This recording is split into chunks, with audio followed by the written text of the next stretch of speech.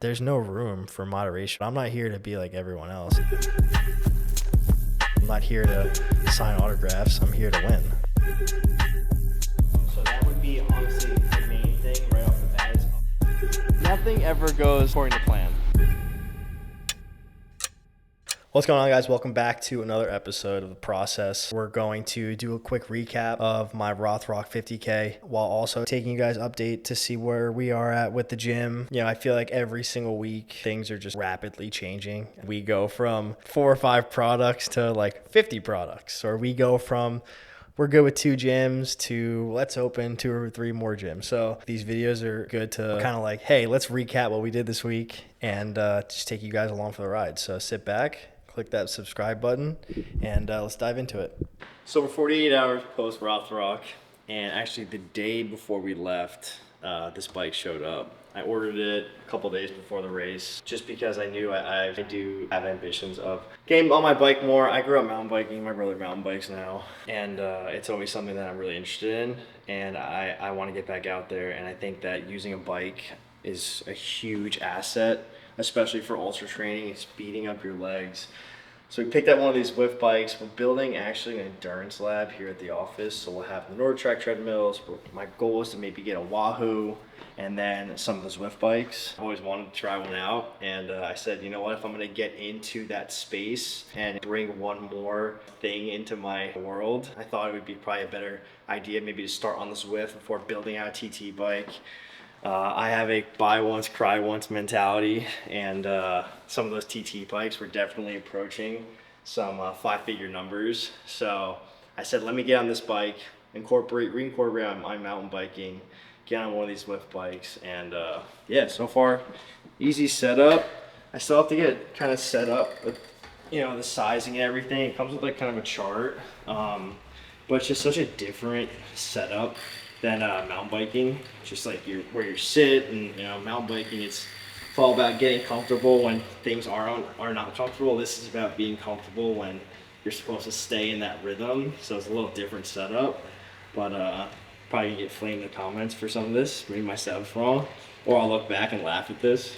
But yeah, no, super excited to just incorporate this more into my training. 48 hours after Rothrock, my legs are definitely not feeling the best. But we're gonna recap that in a couple minutes. So yeah, Zwift bike. Rothrock 50K. So Rothrock 50K was probably, I don't want to say it was my hardest race. It probably felt like in that episode I communicated that it was my hardest race. It was probably my biggest mental challenge so far in my ultra career, which is very short, obviously. For me, that was like a horrible prep where I was hurt the whole entire time. I couldn't really find rhythm. During Leadville prep, I felt like I found my rhythm at a perfect time. Obviously getting derailed by injury during the race, you know, you don't really plan for that, but I just felt like that prep, I wasn't hurt. I think my taper was great, you know, leading to Rothrock. It was just every week I was trying to deal with something. Either it was my left leg, it was either my IT band, or my right leg with my patella tendonitis, or my quad tendonitis. It was a really weird prep, and I felt it 100% that first climb. Rothrock is inside Pennsylvania. You know, looking at the map leading up to it the week before, you look at 6,000 feet of gain and 50 kilometers or 34 miles, whatever it may be, and you don't really get an opportunity to conceptualize it until you physically get there. That climb, that first 1,000 feet right out of the gate, I want to say maybe like at like 200 feet of gain, I felt like I wasn't ready for that initial climb. Like, I mean, and to be honest with you, I came out of the gate flying. If you watch the episode, like I moved my way to the front. I knew my 50K projection time was going to be around the 6-hour mark because I had won my last 50K at the 6-hour mark, 6 hour and 20 minutes. So I had anticipated like, okay, I know that I can get to that time. I maybe should have started a little bit back. And I think coming out of the gate, seeing all those people pass me kind of hurt a little bit. But all in all, that first climb kind of set the tone.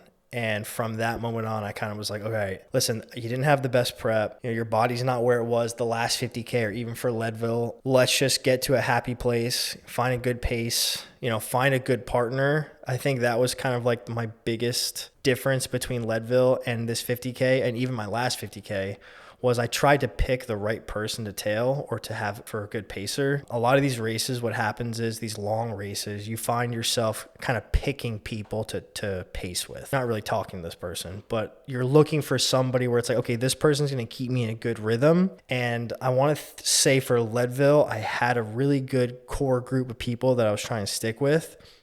For Rothrock, what I tried to do was strategically figure out, okay, this person is slowing me down or this person is going too fast for me. Let me digress, find somebody else. And I think that helped me a little bit. I don't really know the people. I can't shout them out, but there were definitely a few people during that race where I felt like, hey, listen, I got to the aid station at this exact time with this person.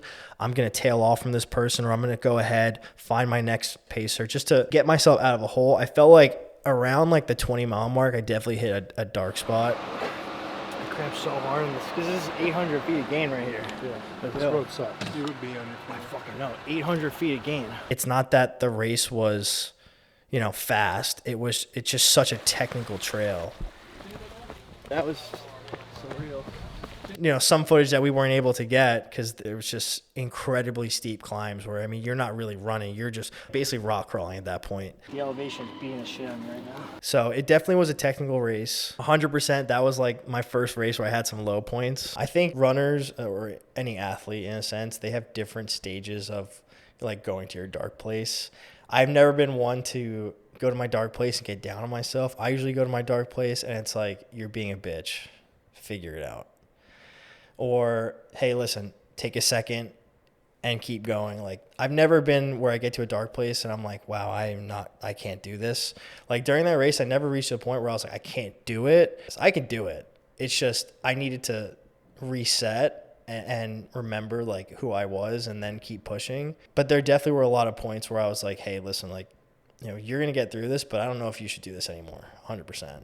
I think every ultra runner goes through that where they just want to like not do it. Also like my dad being at all the aid stations, just being like past 6 more people. It's doing good, but I'd like to see you pass like another 6 people. I passed one down. No, you passed. You passed like 6. You need to get another 6.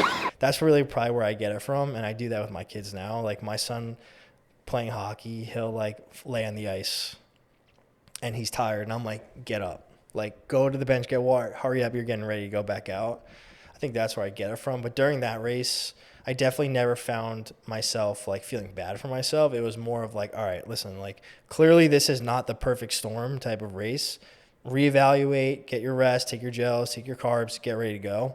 It was a great race. I don't really have any issues with it. I think the only thing I could probably look back on is that first climb. I think I should have managed that first climb better.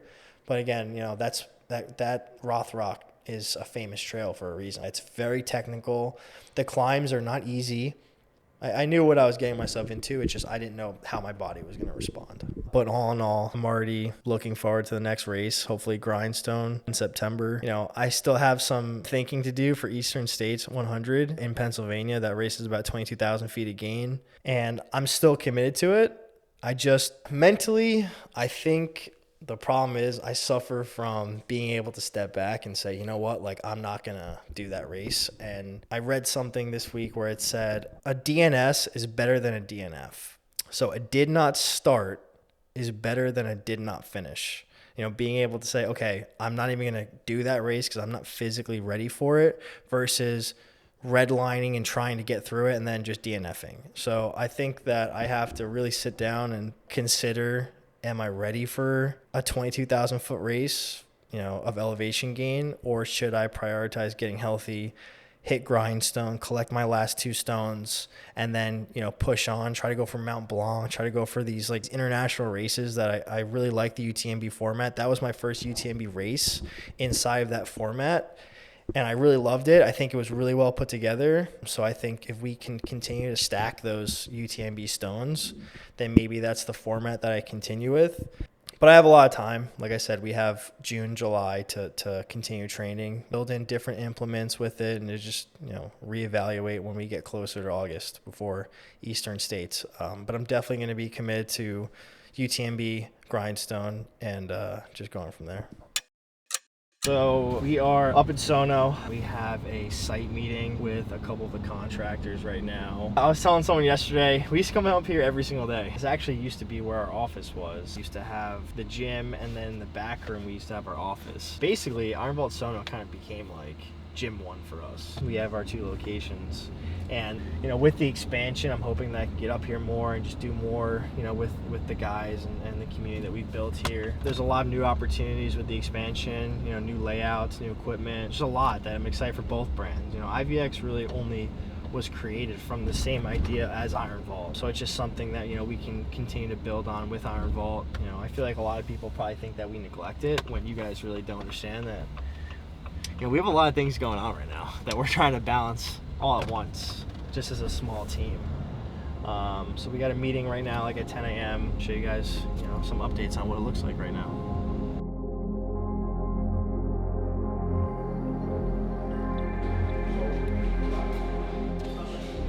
Putting TVs in these walls or not? So there's no TVs going in. I have a plan, but it needs to go on. Yeah. These walls here, nothing's happening. What's the corner of this wall like that? Can't wait. Don't rush. I'm excited. This gym's always needed an expansion. We've always wanted to do an expansion with this gym. I'm really excited for it. It's going to be, definitely more of a premier facility. I mean, I already think that this gym is, I don't want to pick favorites. Like, you can't pick favorite children, but this gym's always been really special. It's my second location. So I'm just excited to tear down some walls. They're working hard. They're hopefully we have by August. I don't like doing timelines, because every time I've ever said, oh, this is when it's coming out, nothing ever goes according to plan. Ever.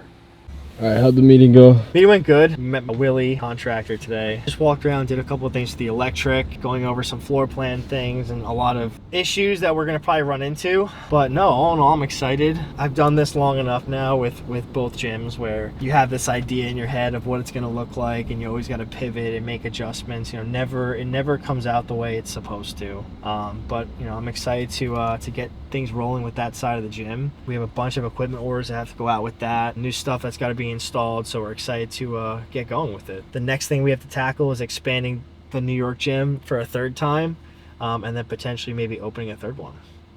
I think by the 3rd one we probably should consider making it an IVX gym and not an Iron Vault gym. That was actually a funny joke we were talking about before. I'd love to make an IVX gym, just like a performance house or some sort of endurance specific focused training gym. But we gotta make some more sales with that. Head back to the office now. We have some meetings, some orders to pack, and yeah. Kevin, you weren't there to ruin the race this time. That's why he was successful. That's why he finished it, right, Mo? Kevin Lee wasn't there to tell you at the first aid station that you're gonna fail. How much time? I'm putting time on. No, you are 20 minutes behind right now on schedule. Like I'm behind. Yeah. Fuck. There was confusion with that, but I told him the next day after the race that was like a really shitty thing to say to me, because in the moment I felt so great, and to hear him tell me that he thought that I was behind, I didn't let it affect me, but I definitely thought about it for a little bit. I tell everybody about that story. Oh my god. Every single person I see, I tell them. I said, about Leadville. I'm like, yeah, my friend, he basically told me that I was gonna fucking lose. Alright. To be fair, you were behind. Say that again? Last time Conor McGregor was at 170. Say that again? To be fair, I never said he wasn't good. He was behind on the pace Excel sheet. That's all I'm gonna say. No, so if you guys enjoy these videos, definitely give them a thumbs up and subscribe. Like I said last video, we put a lot of effort into these, and one day we're gonna look back and say, hey, remember when we were sitting in that office doing these types of videos? So if you guys enjoy these videos, definitely click that subscribe button. Let us know what else you guys want to see, and we'll see you guys next week.